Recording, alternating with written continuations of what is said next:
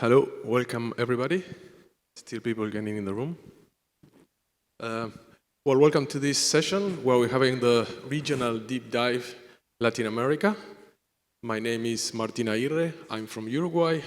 I'm a lawyer, editor of El País, which is the biggest newspaper in Uruguay. And for the last year almost, I've been doing Mirada Sur, which is a newsletter where I try to synthesize the 5 most important news in Latin America of the week, which, if you know anything about Latin America and recent history, it's quite a hard work. There's a lot of stuff happening every day there, especially crazy stuff. And for this regional deep dive, we have 3 very interesting panelists. Ignacio Munyo, economist, who will talk us about the Macro Vista report. Sary Levy-Carciente from Venezuela, and Diogo Costa from Brazil. So, Ignacio, if you want to start, we could start and then we can ask some questions and, I don't know, everything.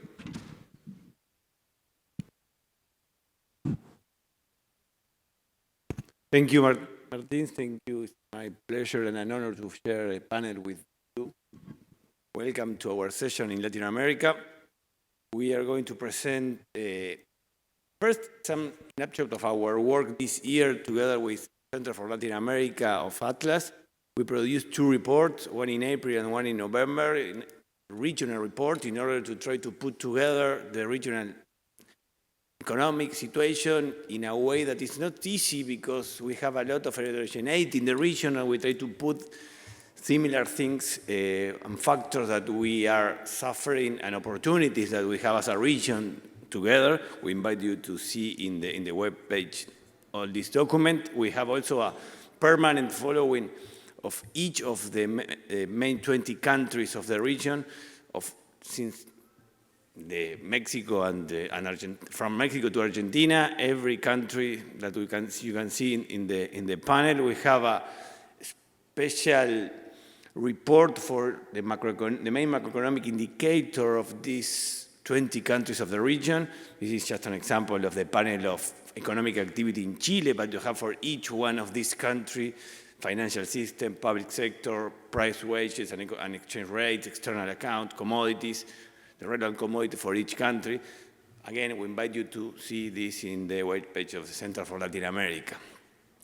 Specifically for the region, we have a big challenge after the pandemic, COVID-19.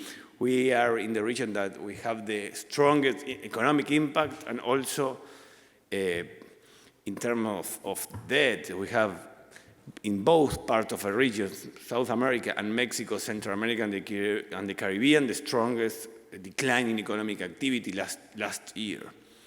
However, that is an important point. When we consider the 2021 GDP forecast, we can see that comparing the forecast in April and the forecast in October, there was an important increase for this year. You can see in the graph, the yellow line, 6.3% average GDP growth for South America this year, and 5.7% increase in the GDP or average for Mexico, Central America, and the Caribbean, when the same figures in April were significantly below. That's the exception, because the rest of the emerging economies and developing countries have the same forecast in April than in October. Why? Why do we can see this better than expected year in Latin America, both South America and Mexico, Central America, and the Caribbean?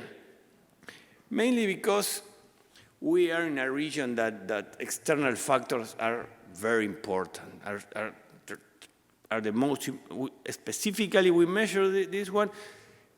South America is the region in the world that's the most important effect for external factors, I mean global interest rates and commodity prices. There is no any other single region in the world that was affected so hard in the good sense and also in the bad sense from global interest rates and commodity prices, foods, metals, and oil. We can see the correlation between the GDP volatility and the interest rate and commodity prices. The yellow bar is South America. We are having, as you know, a very good year in terms of external factor for the region. That's the main explainer of the increase in the forecast. Long-term interest rates are still in minimum level. Next year is going to be another story because we are going to expect at the beginning of an increase of interest rate, but until today we have a historically low interest rate. We have a relevant increase in food prices, metals, mineral prices, and also in oil prices.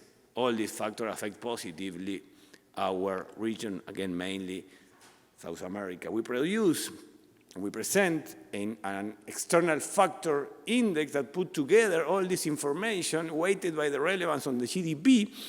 And you can see in this graph since the beginning of the 90s, the different periods of external factors that affect the region and the GDP growth rate. And you can see a very strong correlation.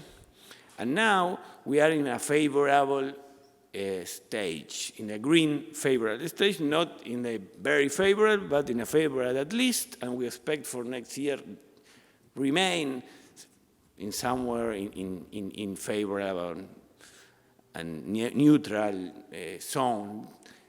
It's important because the cycle of the region are very, very correlated with this external factor index. You can see the 1998-2003 period with a recession in the region and a very unfavorable external factor. Then our super cycle of commodity boom, prices, and low interest rate between 2004 and 2014 that you can see in the bar, a positive and favorable external factor index. Then the last period previous to the pandemic, 2015, 2019, in a negative place and favorable external factors. So undoubtedly, external factors are critical for the region.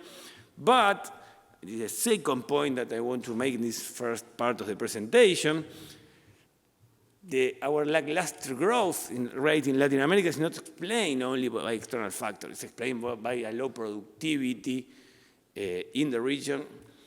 We have the lowest growth rate in the long run relative to any other developing region in the world. And of course, this is a long-lasting agenda for the region to increase the productivity, to increase long-run growth rate. And we produce here another indicator that we monitor every year that is we call barriers to productivity. And what we have here is that Latin America and the Caribbean is the second worst region in the world. The worst is Sub-Saharan Africa, but even more importantly, you can see in parentheses the evolution of these barriers, that the only positive number, plus 2.5, means that in the last 5 years, the only region in the world that increased the barrier to productivity was Latin America. So we are in a region that 5 years ago had big barriers to increase productivity and competitiveness, and in the last 5 years, these barriers have increased. The only region in the world that has increased the barrier. That's a big challenge for the post-pandemic governments in the region to reduce these barriers. That is a very, very long story of debate, and everybody here knows that we are calling about availability of technology, political stability, perception of corruption, human capital, infrastructure, tax burden, trade openness, wage rigidity. If you put all these structural factors that affect long-run growth together, we produce these barriers. Just one number to have an average number to see all these factors, and we have here something so simple that a big agenda for the government, no matter if are from the center to the right or the center to the left. This is the agenda for the region in the middle term and in the long run. and we have to deal with a big problem. Just to finish, we have to deal with a big problem because to go ahead with this agenda, we need to face these two things. First, political volatility. We analyze all the elections since the beginning of the pandemic in the region, and in the majority of the cases, there was a change from the government to the opposition, no matter if the government were the center to the right or the center to the left.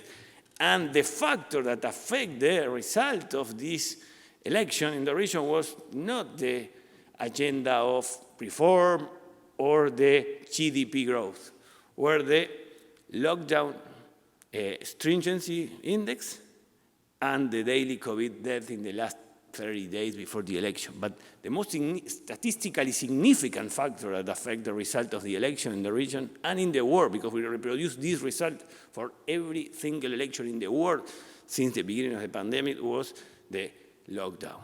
Now, those governments that understand the people, freedom of the people, movement, were those able to be in office and were not changes. So that was the critical factor in all the elections that we have in the world. That means that people at the end value liberty as the main value to have liberty of movement. So simple and so critical. And the last thing that I want to put on the table to discuss is the social risk of the region. We are according to international measures, in the risk with the highest social risk factor that affect, of course, every government. We have only one single example of country with no social unrest episode in the last 3 years. That was our country, fortunately Uruguay. The rest of the country of Latin America was suffering important incident of social unrest, and that affects, of course, this agenda of reform that we need and put pressure on any kind of government to go ahead with this agenda that's so difficult to implement ideologically and politically. So our agenda in Latin America is very complex. We have a very complex future, but the agenda is the same agenda that we have in the last years, but the problem is that now we go deeply ahead with this agenda, with the new condiment of this social problem. So thank you very much. We are in the panel for questions. Thank you, Ignacio. So now Sary will come and say his part, and then we can have questions and talk a little bit about each of the presentations. Thank you. Well, first of all, I want to say I'm very happy to be here to present you the Index of Bureaucracy for Latin America, which is an initiative we began this year, and we hope to continue in the following ones. The first things I want to say is that actually, when we were thinking and always about how to improve the quality of life of people, what to do with our government, with the policy, and thinking about that, we decided that it was very important to think about a new paradigm about public management, and that is that it has to have a very simplified, agile, and more adaptable government bureaucracy. So that was the key element that impulsed us to begin with this project. Simultaneously, we always are talking about increasing the opportunities for business, for entrepreneurs, but actually when we see all the road they have to go into to become real, legal businessmen, it's really hard sometimes. And there is a third thing, that 75% of work companies are small companies. So they are the real network in the world that support families. And actually in Latin America, it reached even 90%. So that's why we focus particularly in small companies. And we inspired from the Institute of National Economic Studies of Slovakia, which they have one index of bureaucracy, but we adapted it to our region. And we got, our initiative got the support of the Center of Latin America, the Latin American Center of Atlas Network, and was advanced by 6 of its think tanks. Fundación Libertad de Argentina, Instituto Liberal do Brasil, Instituto de Ciencia Política de Colombia, Mexico Evalúa from Mexico, Fundación Civismo from Spain, which is a country where Latin America has a lot of historical and cultural bonds, and CEDICE Libertad from Venezuela, which is the leading center. And as I was saying, the idea of having a simple metric is very important for policymakers, businessmen, and generally speaking for citizenry. And there is nothing better than a metric to follow up what are we doing, if we're doing better or wrong, and so on. So what we did also was to raise a structured database with all the bureaucratic duties that in each country, all small companies has to comply to be legally working. And of course, what we want also is that with this information, we can support the idea of subsidiarity of the state and of the state to private activity, favoring free development of our societies. And how did we do that?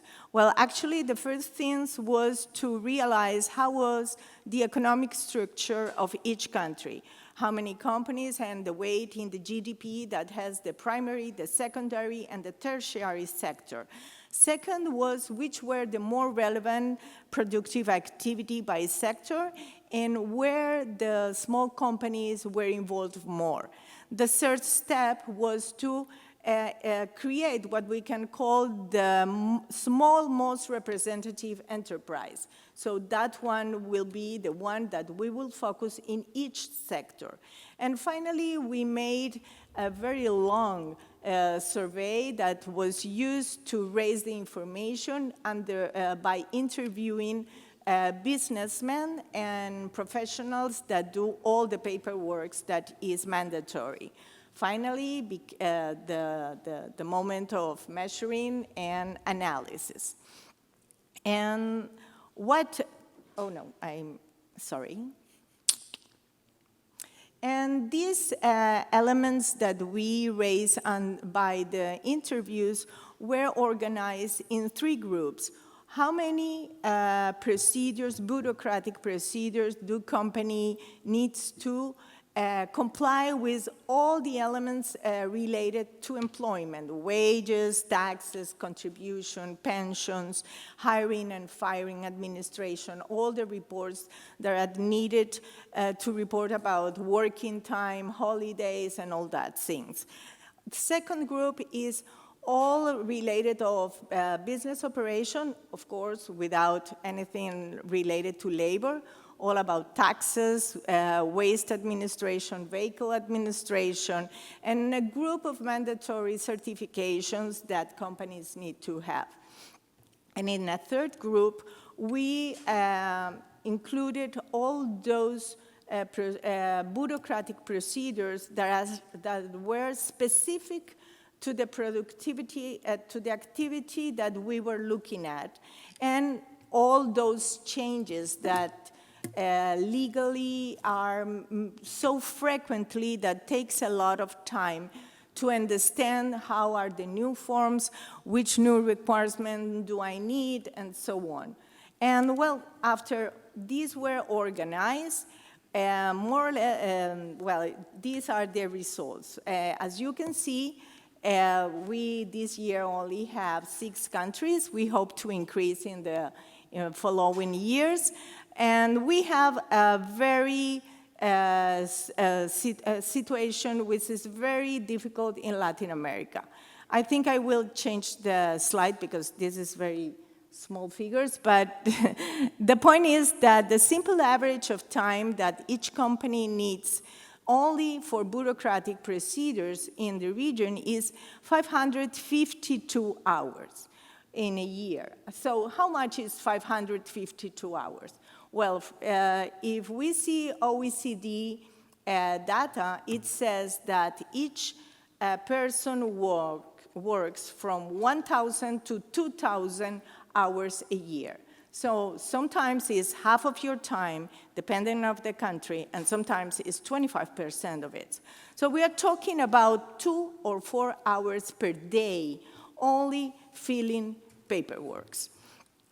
And the number of procedures also is very high, but it varies from 24 in Spain to 68 in Venezuela, and they have to be submitted to different entities. You don't have a one window so you can submit everything. No, you have to go to many places.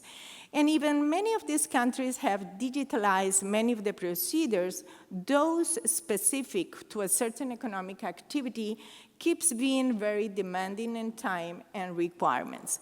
So the more numerous, complex, and changing the procedures, more is the use of a middleman, or what we call in Latin America, un gestor, that in many cases they use informal, opaque, and even non-legal channels, fueling what we can call perverse incentive and corruption network. So we also organize the countries in 3 groups. The first one including Spain and Brazil, the second one with Colombia and Mexico, and the third one with Argentina and Venezuela. The first one, it highlighted us that Brazil was this year the one is the leading country with only 115 hours a year. Actually, we all know Brazil of being with the bureaucracy really complicated, so this was very strange for us. And it happens to be that in the last 4 or 5 years, there has been some legal changes that created a special regime for small companies. So the point is that when a country really have a political decision of doing things better, they can do it. The second country in this group is Spain with 332 hours a year, but it highlights that it has much better results when we look to the more representative activity in the tertiary sector, which are, you know, the common bars that we are when we visit Spain in like tourists, which is 255 hours, very close to the European mean, average, I mean. And the second group with Mexico and Colombia, it's about 500 hours a year. And it's very important to notice that in these 2 countries, the most complicated procedures are associated to wages, contribution and taxes related to salary, labor, all those stuffs are the most complicated. However, when we went to the third group with Argentina in Venezuela, which is around 1,000 hours a year, which means almost, it can be the whole day, almost. Well, this group, the most relevant issues are about taxes. In the case, for example, of Venezuela, we had a time that the VAT tax had to be paid weekly. Now is each 15 days, but actually is highly demanding of time. So it takes a lot of time for people to do all these steps. So like final remarks, I would say that it's really a demanding necessity to rethink and design the way government and bureaucracy works. And we have to address the needs of citizens instead of citizens being working to keep the government going on. So regarding bureaucratic procedures, the time that is needed to comply with all the demanding procedures is really very high. And basically, people have focused on how much time it takes to open a company, but not the number of procedures that you have to do to keep your company opening, working. So even everything has been, in most of the country, many procedure has been digitalized, and of course, it takes less time. The point is not to increase the number of procedures by digital ways, but to check exactly which bureaucratic procedures are really needed, and those that they are not, they are only impede productivity and create opacity, could be eliminated. So it's our hope that the results of this effort of Atlas Network Center for Latin America will help for some reforms, and the database will be used to reduce all this time. Companies needs only to comply with legal procedures. Thank you very much.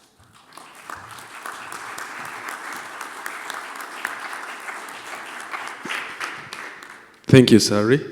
Diogo, if your turn.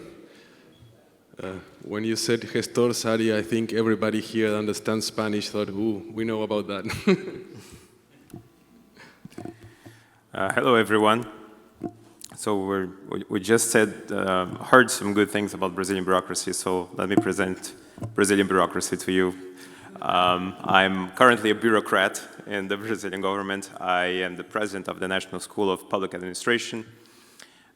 We have an annual budget of 100 million reais. We have about 370 public employees, but a total workforce of over 1,000 people, if you include teachers, facilitators, professors.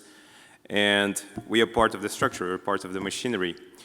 And myself, I've interned at Cato, I've done trainings at Atlas, I've worked at Atlas, I've done the think tank MBA, I've run a think tank MBA, and then I got to a public organization as part of a small group of liberals who joined the government in 2019. So what do you do when you are in that position and you want to apply some of what we learn in the free market community to public management? So in the past 18 to 24 months, I'm going to share a little bit of what I learned. Well, the first thing I learned is that the best way to convince government to get smaller is to tell them that they'll get more agile. And agility now is one of the selling points. Because government's slow, there is many veto points. So there is an argument to be made, not from a freedom perspective, but from an efficiency and agility perspective to reduce government structures. And this has worked. When I got to ENAP, so then ENAP is the name of the school in Portuguese, I realized that ENAP had the job of coordinating other schools of government. And my first question was, wait, there are other schools of government? Yes, there were 31. And many of them are just these hidden structures somewhere within a ministry. So the first thing we did was we merged the two main schools of government, ENAP and ESAF. They actually have big campuses, hotels, things like that. And after that, we, as coordinators of school, we proposed legislation to say what is the minimum criteria for an organization to become a school of government. So reduce from 31 to 14 schools in the federal administration. I'd rather have to reduce much further, but that was what we could do in a couple of years. And within our structure, ENAP and ESAF, the two main structures, schools of government, we were able to do much more with much less. We produce more certificates each year. The federal government in Brazil has about 600,000 public employees, but we also aim at developing people within state and local governments. So we've increased the number of certificates to about 58% in a couple of years, while reducing our budget by 28% and also reducing our staff, our permanent personnel, by almost 30%. This, I think, is unprecedented in any government structure, and we cannot just fire these people, but we can send them back to their homes and to work in different structures. Second thing is to reduce complexity. So there are many ways that we can measure what big government is, and the most common one is to just look at budget. But complexity, I find, is the most important one, although it's very hard to measure. And one thing that government does is that it creates a lot of technical debt. Now, this is a concept that we take from computer science, And when you are developing a program and you need to fix a bug or you're improving on a code, you can have maybe a solution that is faster, it's in the short term more efficient, but it accumulates debt. It accumulates complexity and entropy in the long run. And this is what government is made of. It's made of all these small patches, all these kludges in the world of Steve Tallis that through time it becomes extremely complex and kludgy. Steve Tallis has a paper calling this a kludgeocracy. And he talks about the American system, but the Brazilian system is the same. And the kludgeocracy has an advantage for the bureaucrats because it increases asymmetry of information, it makes you dependent on the different employees on your team because they have the memory, they have this very specific knowledge of this one legislation that was passed in 1993 that only them understand, or they have a specific system. So to reduce that, we did a couple of actions. We did what we called the big repeal, which means we took a time and we dedicated this time just to go over all the legislation regarding schools of government, and we saw the ones that were either anachronistic or redundant or just didn't make sense anymore, so we repealed 1 in every 4 norms. And we also started working with the federal government to create a regulatory impact analysis as part of normal procedure for new legislation. So since 2019, we have worked on over 30 RIAs, as we call, regulatory impact analysis, and that creates a cost of creating new legislation and an incentive not to create kludges, not to create just this increasing complexity. So at least, you give more work for bureaucrats, so they have to think a bit more before proposing new kinds of legislation. Also, we've worked with the Mercator Center at George Mason to measure regulatory complexity in Brazil. So there is a project there called Reg Data. We imported it into Reg BR, and we also added some new AI systems to try to understand the flux and the stock of regulation in Brazil, divided by different sectors, trying to measure the impact in different sectors, also how popular that legislation is within the people, within government, how many times has it been used in other measures. So we're trying to create actually a regulatory budget for government so it doesn't keep on increasing its complexity. This is the stock of regulation in Brazil since 1950. So there is, yes, a slight increase after the 2000s in the Workers' Party government.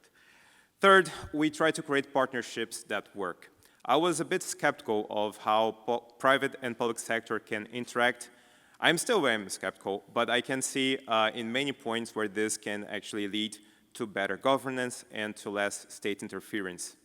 So we've done a number of studies with private organizations. One of them was about these kind of partnerships. We did with an organization called Comunitas, and we mapped over 5,000 partnerships between state and non-state entities.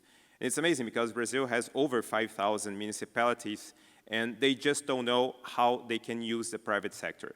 And by using the private sector, I mean to hand over the private sector things like running stadiums, theaters, bus stops, but also schools, hospitals. So we mapped all these kind of partnerships and we tried to systematize because each one is a different kind of animal. So we tried to see how different municipalities can learn from that and move more of their activities to the private sector.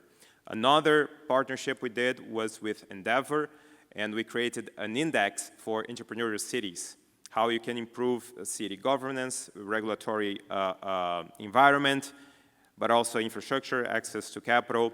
The 3 most entrepreneurial cities in Brazil are São Paulo, Florianópolis, and Osasco in the state of São Paulo. And by doing these kind of partnerships, we're also able to create, and this is so hard for me to actually convey, but to create a kind of memory that is beyond government, is beyond bureaucracy. It stays also with the private sector, the nonprofit sector, universities. And we try to break down this kind of asymmetry all the time. So when I got to the school, I realized that Brazil has many different careers, over 300 different careers, which means that when someone joins the public sector, they join a specific career track and they stay with it for their lifetime. So they have 300 career tracks. But within the school, each one of those tracks wanted to have its own coursework, its own development.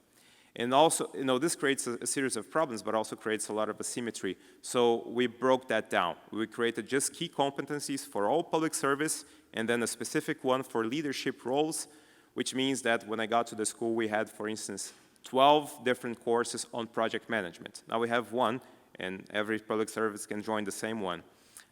They didn't like this because, careers that earn a bit more than another one, they say, well, if they do the same coursework than I do, then they want to have the same salary that I have, and I don't want that.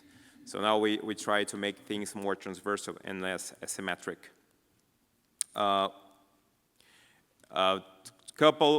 Three more points. Another one is that we try to anticipate the future as best as we can.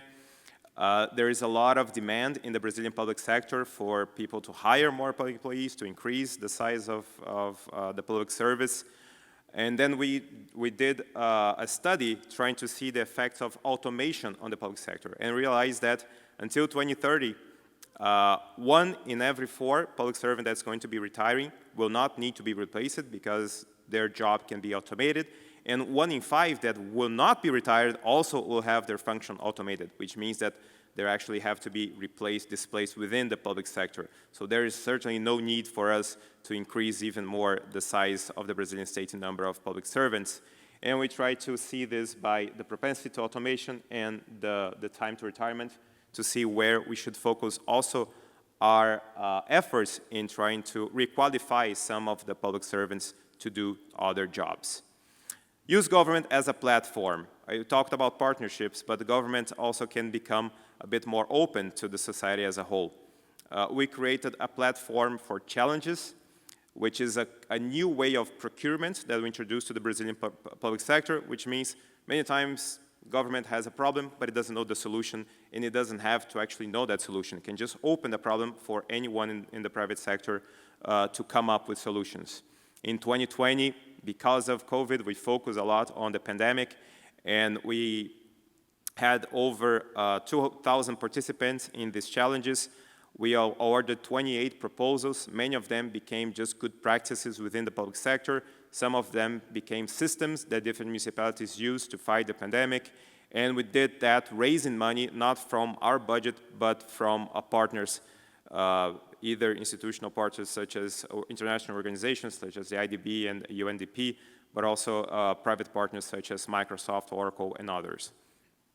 And we were able to do much more because we became a platform for government. So now our relationship with other agencies is that we treat them as clients. They come to us and they they develop courses with us, they host in our platform, and that way we're able to reach a number of 2.1 million students. That includes a lot of different activities. Some of the ones that I really like, one is that we have over 1,000 tax auditors that to be able to progress in their career tracks, they had to do 18 months of law in economics. So now they know a little bit of economics. We've also trained over 6,000 public servants in Marginal Revolutions economics course by economist Tyler Cowen and Alex Tabarrok. So we try to come up with an agenda that is in their interest as well as an interest of a more pro-liberal agenda. But more importantly than this is that just today we published the future of this virtual school of government, which means that it's beginning next year, it's not going to be a public organization anymore. It's going to be handed to a non-state partner or organization. So I signed this piece of legislation on Friday. It was published today. And now we're open for different institutions of education to take over the work that we've done so far. This, of course, is a lot of work. It took me over a year of work to be able to get to this point, but we're very excited. Many different private universities in Brazil are willing to bid for this. It's a new bidding process, a 10-year contract where we're going to hand over most of our operations out of a public institution. And finally, 7, speed up. The so-called speed premium has been increasing in public sector as well in the private sector, especially with the pandemic where the virus is sometimes doubling its reach every couple of weeks. So we're able to do things much faster in 2020 and 2021. We have a public service journal, and we moved to an online first model. So papers like the cost-benefit analysis of social distancing was published as soon as we got and went through our review. It doesn't have to wait until the whole paper to get published, the whole journal to be published. We also did a number of very quick policy briefs. We did 32 reports. So government managers, they want to make decisions. They don't have the data, they don't have the evidence, they need benchmark analysis. We do this in 2 to 3 weeks. It's becoming very popular. And we have a program that is much older of giving research grants. During the pandemic, we did one specifically for the pandemic, and we did decisions in 48 hours. It was our Cátedras Fast Track. So it was the first time any decisions in the federal government, I think, were taken in less than 48 hours. But it just means a commitment to speed. And finally, just to leave a lesson, I learned a lot of what I applied today, sitting down in seats like you were sitting. And I'm really thankful for all the work that Atlas and Atlas partners and Atlas sponsors have been doing for the liberty movement. And I'm pretty sure that, just like me, many other people are going to join the government ranks at some point. And it's extremely important to be thinking, before you do that, about how to better design institutions for liberty. There are many buttons we'd love to push. I'd love to push many buttons to abolish many institutions, but while we don't have those buttons, we have to actually improve their design. And institutional design, I think, is the main lesson that I've learned. It's very important for us to move forward and to have actually a bit more liberty in our lifetime. Thank you very much.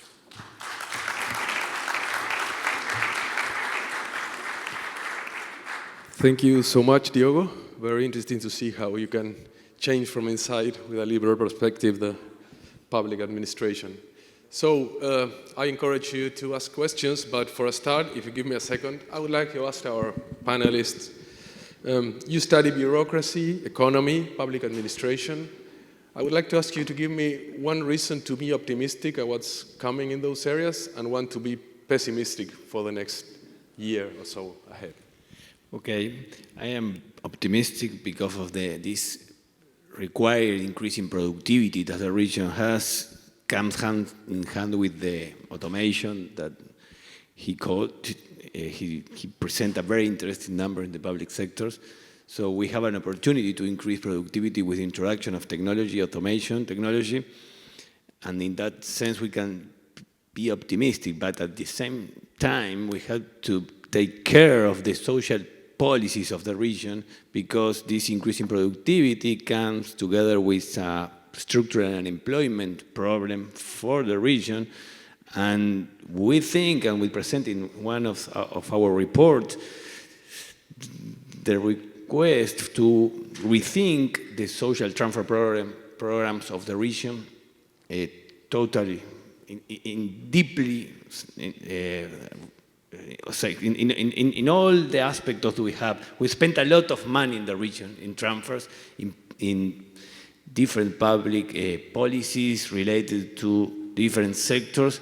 I think that we have to put all this money together and see what we are doing, and I am sure that we can do a much more better with the same amount of money that we are spending. The problem that we are spending in the sense that was useful, what probably useful in the past, but for sure is not useful in the future and in the current labor market perspective.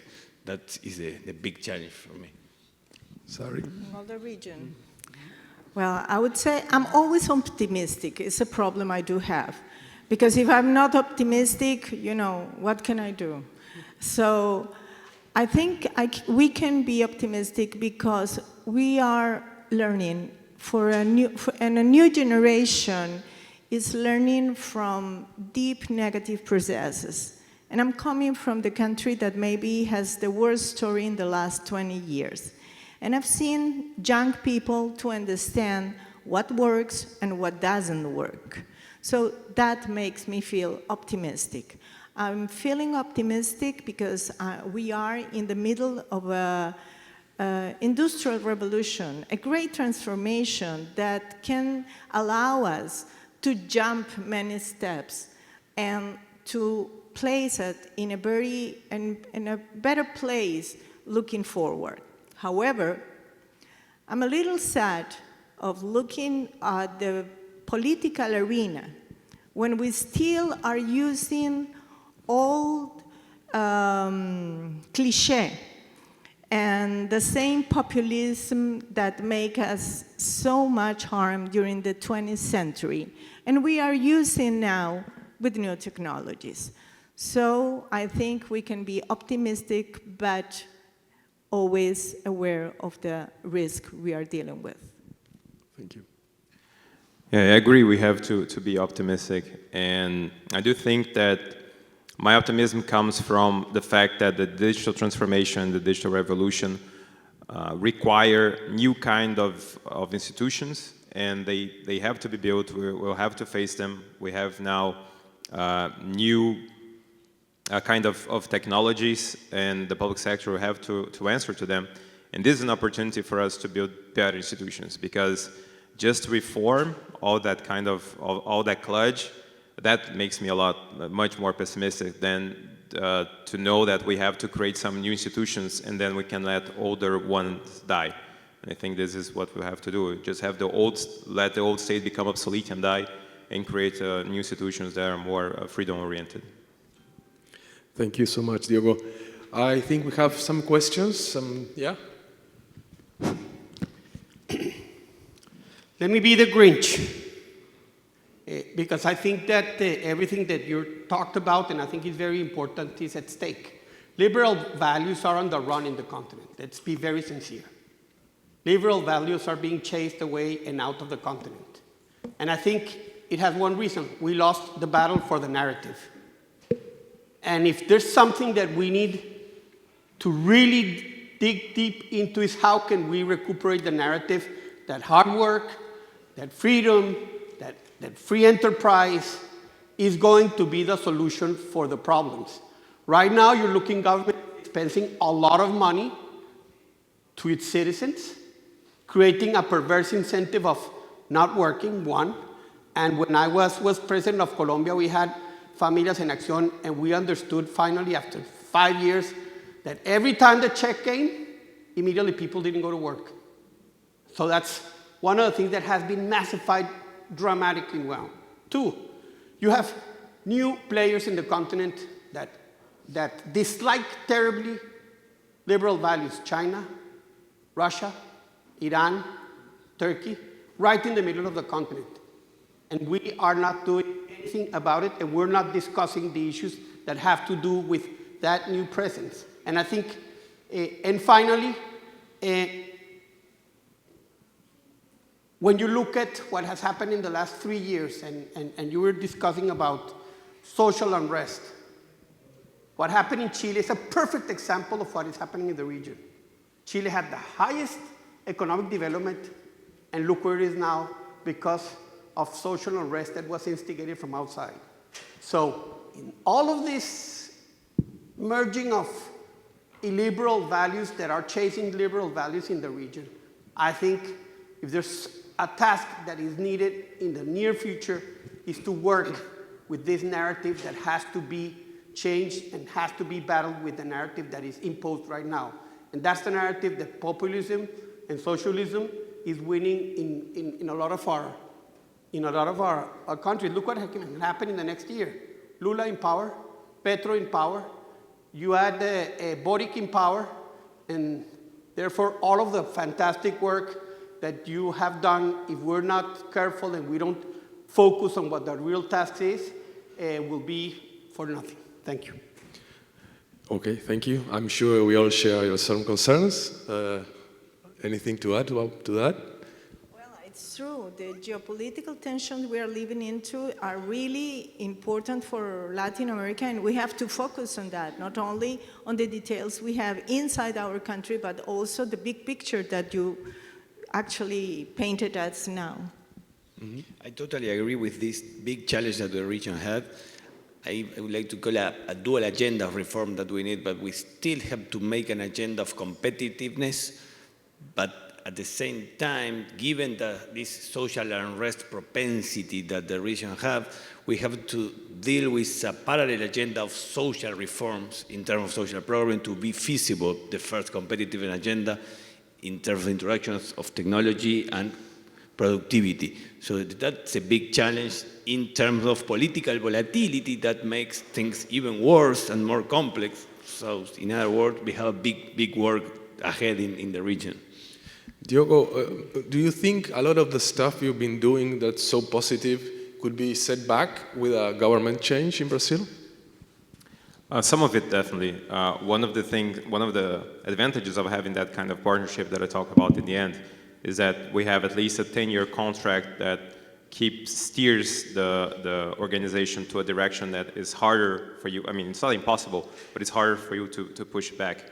I think those are the things we have to be thinking about, how to make some movements that to undo them will be seen as, you know, a big rupture or some kind of back to the past that people don't want to go.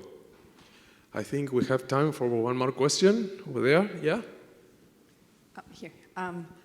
Hi, I'm Maria Clara from ICP, which is one of the think tanks that actually participated in this initiative. Thank you, Sary, congratulations, and Roberto Salinas for making this possible. I think that the new challenge is how we can bring the results from the index, these results into public policy.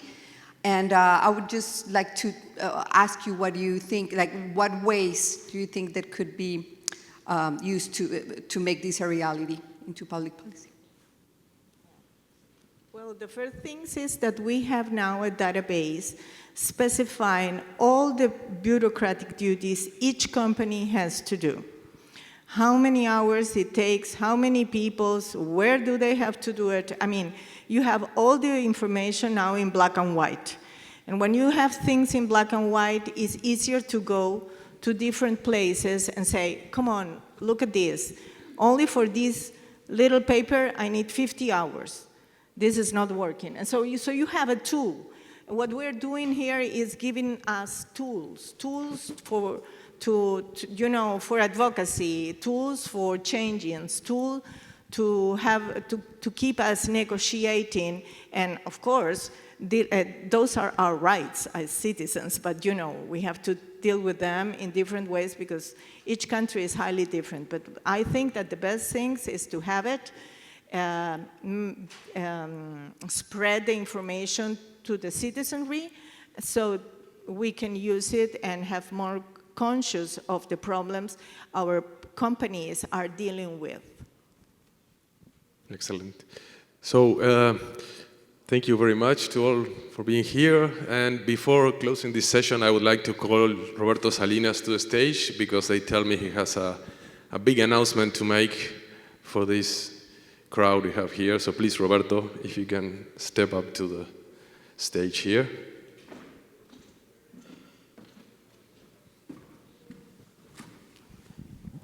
Gracias, Martín. Thank you all for a terrific presentation, set of presentations and dialogue. I think it's consistent with the message of the path forward that Brad Lips shared this morning, and that's really the way that we need to look at Latin America, even despite the setbacks that we've had in the past few years.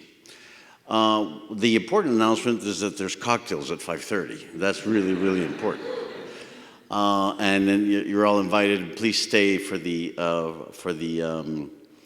CLA, the Center for Latin America reception from 5:30 to 6:30. But before we conclude today, I'd like to invite Esteban Gonzalez from CERTEL to come up to the podium. He's going to announce this really cool project that we started.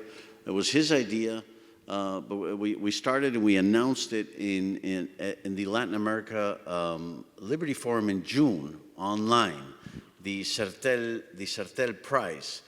I want to acknowledge also Ian Vasquez, who's here from the Cato Institute, and his great role in making this prize possible. because it was on a magnificent book about the 10 tendencies that every smart person needs to know, which is part of the Human Progress Project. But I'll let Esteban talk more about that, but I did want to acknowledge Ian. Gracias, Esteban. Thank you, Roberto. Thank you for being here at this Latin America deep dive. Won't take much time. We are anxious for the cocktail, so I just want to talk very briefly about the CERTEL Prize 2021. Thank the Cato Institute and Ian, the Center for Latin America, and Roberto for making this possible. They allowed us to take 5 of the 10 trends, 10 global trends every smart person should know. We translated them, we CERTELify it, which means make it interactive, multimedia, and also measuring reading comprehension and values of the readers engaged. As Roberto said, this all started with a code we launched last virtual Atlas Network event for Latin America. Next, please. So I'm just here to thank you, those that participated, for sharing. As you can see, we got over 900 registrations, over 38 countries, more than 200 cities, and this is the power, and we wanted to share with you what CERTEL, what was possible, and our projects are able to do for your ideas and for sharing them digitally, engaging audiences. So we had a couple of prizes, so we're going to announce the winners now. The first 2 prizes at the institutional level go for the Ayn Rand for Latin America and the Foundation for Economic Education. Those were the 2 institutions that were able to share the most. At the individual level, we had 4 winners, Gloria Alvarez, Maria Martí, Javi Perez, and Jacqueline Puraya, which were the ones that managed to qualify as award recipients. You can see their details next. At OpenSea, we have the CERTEL Prize collection. We're going to be awarding them, besides the cash prizes, an NFT. Diplomas are last century thing. So you can check there the more information about the winners. Thanks for sharing. Thanks for participating. Again, this is just the result of one code and the correct incentive scheme to share ideas. So please visit our booth. We're just outside the main ballroom. We're happy to be here to help you and to spread the word. Thanks.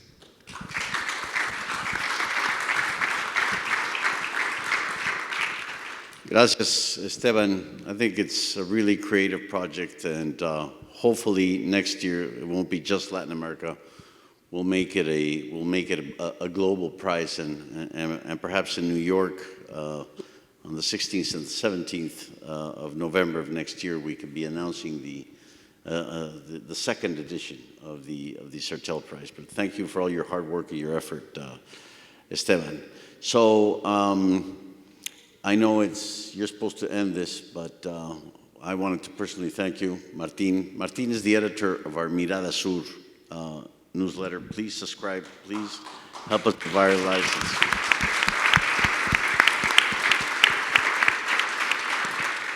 And to all our panelists also, muchísimas gracias. That was a terrific exchange. So please join us. They're just going to do a quick setup here for the bar and the drinks. And so please don't leave. Stay here, and we can continue conversing, talking, exchanging, and then drinking. Thank you.